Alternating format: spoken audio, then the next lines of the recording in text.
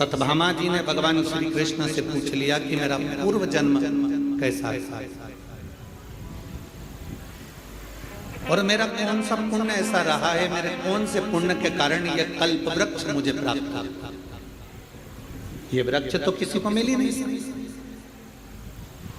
जो वृक्ष देवताओं के पास में है, जो वृक्ष देवताओं के पास विराजमान है, देवलोक में विराजमान है, वो कल्प वृक्ष मेरे सत्यभामा जो मृत्यु लोक पर द्वापर में मेरा जन्म हुआ है, मेरे को ये कल्प वृक्ष कैसे मिला? मुझे ये कैसे प्राप्त हो?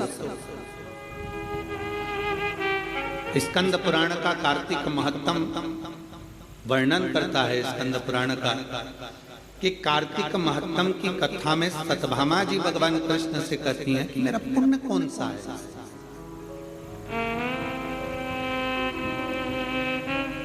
जैसे आज आपको अपने अंदर एक विचार लाना चाहिए कि आपका कौन सा पुण्य है कि जो कुबेरेश्वर बाबा की धरा पर बैठकर 3 दिन शिव चर्चा है, और वो भी कार्तिक का महीना और कुबेर भंडारी की भूमि कुबेरेश्वर धाम।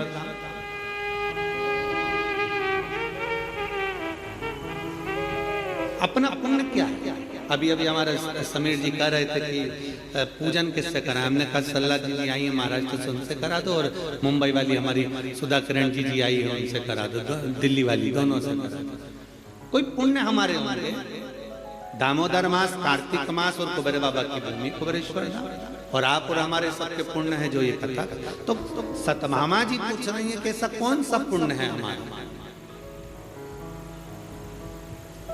ऐसा कौन सा पुण्य हमने कर दिया जो पुण्य के बल पर आपने ये सुंदर वृक्ष कल्प वृक्ष हमें प्राप्त हो गया, आप हमें प्राप्त हो गए। हमारा पुण्य कौन सा था?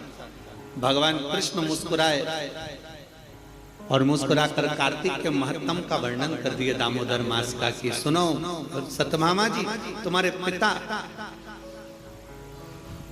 मायापुरी के एक सुंदर आनंद में रहने वाले एक ब्राह्मण परिवार से, जिनका नाम देव शर्मा था, जिनका गोत्र आंत्री था। देव शर्मा नाम के वो ब्राह्मण जिनका आंत्री गोत्र है, कई समय तक उन्होंने शिव पंचायत की पूजन करी। हमने पहले भी कहा कि शिव पंचायत की पूजन का फल बहुत होता है। शिव पंचायत की पूजन का बड़ा आनंद है। आप लोगों के स्मरण में होगा, एक एकादशी होती है वैष्णव एकादशी, एक होती है स्मार्ती एकादशी, अर्थात सबसे। वैष्णव एकादशी का मतलब ये होता है कि आप नारायण को मानने वाले हो, आप केवल एक को मानने वाले हैं, तो ये वैष्णव धर्म के अंतर्गत आ गया। स्मार्त की जो एकादशी होती है उसमें आप नारायण को भी भज रहे हो, उसमें आप सूर्य भगवान को भी भज रहे हो, उसमें आप दुर्गा महारानी को भी भज रहे हो, उसमें आप गणेश जी महाराज को भी भज रहे हो, उसमें आप शंकर भगवान को भी भज रहे हो। तो स्मार्त एकादशी सबके लिए, सबके आनंद। हमारे पुष्टि मार्ग कहता है कि किसी भी रूप में एकादशी का व्रत करो, पर करो। हम तो पहले भी कहे बकरी जैसे चरो पर एकादशी करो, कैसे भी हो पर होना चाहिए। चाहे आप वैष्णव के भाव से करो, चाहे स्मार्त के भाव से करो, पर एकादशी का फल अपने को मिलना चाहिए। अब सत्यभामा जी ने पूछा कि मेरा पुण्य कौन सा ऐसा प्रबल हो गया जिस पुण्य के बल पर मुझे आप मिल गए, ये सुंदर कल्प वृक्ष मुझे प्राप्त हो गया। कहा आपके पिता एक ब्राह्मण कुल में मायापुरी में रहते थे, देव शर्मा उनका नाम था, और आंत्री उनका गोत्र था। उनकी अवस्था पूजन करते करते उनकी धर्म पत्नी और उनकी अवस्था निकलती चली गई, अधेड़ी अवस्था, बचपन, जवानी और अधेड़ी और बूढ़ा। अधेड़ी मतलब एक अवस्था निकलती चली गई, 60 की अवस्था के आनंद में जब आपके पिता पहुंच रहे थे, तब उनके मन में आया कि मेरी कोई औलाद नहीं, मेरी कोई संतान नहीं, और कुछ कृपा, ये पंचदेव शिव पंचायत में 5 देव विराजमान होते हैं। पहले सूर्य हैं, दूसरे नंबर पर मेरे देवाधिदेव महादेव हैं, तीसरे नंबर पर माँ दुर्गा है, चौथे नंबर पर बड़े आनंद से श्री गणेश जी महाराज हैं, 5वें नंबर पर भगवान श्री हरि, भगवान श्री नारायण। 5 देव विराजमान हैं, पंचदेव विराजमान हैं और वो बैठे जिनकी आराधना स्वयं देव शर्मा कर रहे हैं।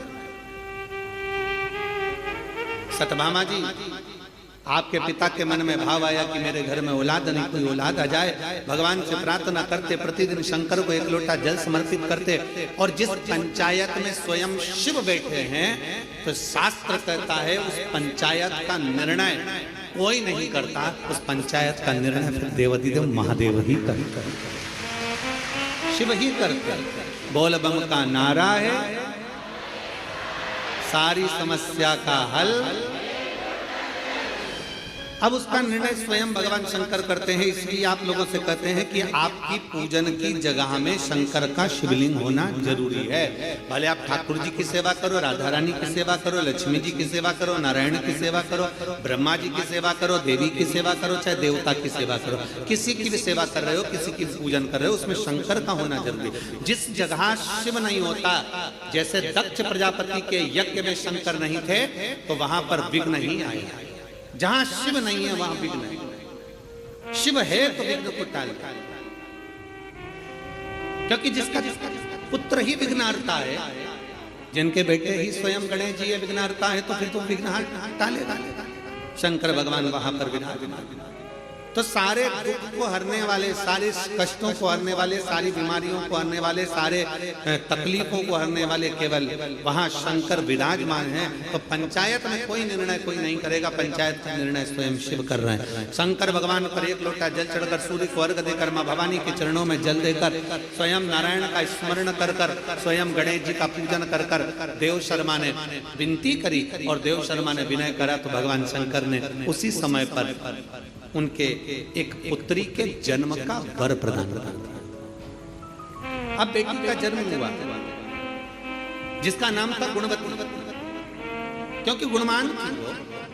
जैसे पिता भगवान का भजन करते थे, वो भी भजन करती थी। जैसे पिता स्मरण करते थे, वो भी स्मरण करती थी। जैसे पिता मंत्र जाप करते थे, वो भी मंत्र जाप करती थी। जैसे पिता नाम जाप करते थे, वो भी नाम जाप करती थी। गुणवती भी भगवान की भक्ति में इतना लीन हो गई, इतना लीन हो गई। धीरे धीरे समय निकला, पिता के मन में भाव उत्पन्न हो गया। पिताजी ने विचार करा कि मेरे घर में बेटी का जन्म हो गया, इसकी शादी किससे करूं, इसका विवाह किससे करूं। अच्छा, बेटी होती है ना तो बड़ा टेंशन उत्पन्न हो जाता है सभी लोगों का। पर शिव महापुराण की कथा कहती है, शंकर भगवान की अशोक सुंदरी का चरित्र कहता है कि बेटी अगर घर में जन्म ले ले तो चिंता मुक्त होना चाहिए कि अब मेरे घर में बेटी ने जन्म ले लिया, वो अपना भाग्य लेकर आई है तो हमारा भी भाग्य चमका है। बेटी हमारे घर में आई है तो वो भाग्य लेकर आई है तो भाग्य चमकाए। लक्ष्मी सबको अच्छी लगती है। आप में से कोई ऐसा है जिसको लक्ष्मी अच्छी नहीं लगती? अरे बोलो तो समझ। किसी को धन अच्छा नहीं लगता हो, लक्ष्मी अच्छी नहीं लगती हो, ऐसा कोई है संसार में? जितने आस्था चैनल पर कथा सुन रहे हैं, जितने फेसबुक यूट्यूब पर कथा सुन रहे हैं, और जितने इस कुबेरेश्वर बाबा की पवित्र कर शिव चर्चा को श्रवण कर रहे हैं, ऐसा कोई हो जिसको लक्ष्मी प्रिय ना? सबको लक्ष्मी प्रिय। एक छोटे से बच्चे को गोदी में लो ना, और उसको पहली बार कोई मिलता है तो उसको 10 का नोट पकड़ा देता है ना, तो उससे 10 का नोट भी छेड़ा होकर छूटता नहीं। छोटा सा लक्ष्मी किसको प्रिय नहीं? मरने वाला मरकर भी जाता है ना, तो भी उसकी छाती पर पैसा बढ़ता जाता है। लक्ष्मी उसको भी प्रिय जा रही है, तो भी लक्ष्मी किसकी प्रिय? अब हम कहते हैं कि लक्ष्मी सबको प्रिय है, पर लक्ष्मी से तो पूछे कि उसको क्या प्रिय है। एक भिखारी से लेकर सेठ को भी लक्ष्मी प्रिय है, एक कंगाल से लेकर करोड़पति को भी लक्ष्मी प्रिय है। पर कोई लक्ष्मी से तो पूछे कि दुनिया तुझे इतना प्रिय लगती है, दुनिया तुझे चाहती है, दुनिया तुझे लेना चाहती है, पर तू क्या चाहती है? लक्ष्मी की प्रियता कायम है। कोई लक्ष्मी से पूछे? शिव महापुराण की कथा में चरित्र आता है, जब भगवान नारायण के चरणों में लक्ष्मी जी बैठी थी और नारायण से पूछा गया कि प्रभु आपने मुझे किससे प्राप्त करा? तब भगवान नारायण ने कहा मैंने शिव से प्राप्त करा, क्योंकि तुम्हारी माता ख्याति देवी तुम्हारा विवाह शिव से करना चाहती है। पर मैंने भगवान शंकर से कहा कि मैं लक्ष्मी से प्रेम करता हूं, इसलिए लक्ष्मी मुझे प्यार है। तो तुम्हारी माता, हे लक्ष्मी, तुम्हारी माँ ख्याति देवी ने तब तुम्हारा विवाह मेरे साथ करा। तो लक्ष्मी से भगवान नारायण पूछ रहे हैं, नारायण लक्ष्मी से चर्चा कर रहे हैं, बात कर रहे हैं कि तुम सबसे ज्यादा आदर सम्मान सत्कार किसका करती हो, किसके कहने पर तुम किसी के घर पर जाती हो, किसके कहने पर तुम उसके निहाल कर देती हो, किसके कहने पर तुम उसका भंडार भर देती हो। लक्ष्मी को कौन है जिसके कहने पर तुम उसके कहने पर चले जाती हो। लक्ष्मी जी ने कहा अपने स्वामी भगवान नारायण से, केवल एक वो है देवाधिदेव महादेव जो कहते हैं मुझसे।